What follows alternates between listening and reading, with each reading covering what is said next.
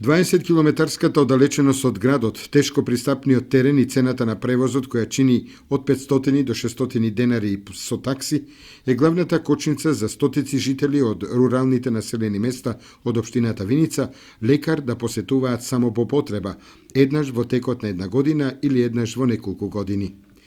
По 10-месечната акција на руралните лекари од Здравствен дом Виница, кај овие луѓе кои се веќе во 7-та, 8-та и 9-та деценија од животот, докторите констатирале шеќер, притисок и холестерол, некои се со редовна терапија од матичните лекари, а некои се уште не стасале да изберат свој матичен.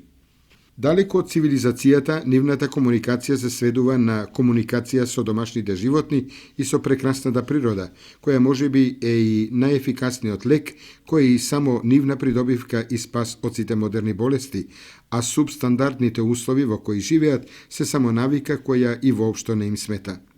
Здравствениот дом од Виница има ангажирано 2 лекари кои секојдневно ротираат низ селата Липец, Лаки, Драгобраште, Црнкамен, Калиманци, Грлани, Виничка Кршла, онаму каде нема ниту амбуланта, ниту лекар.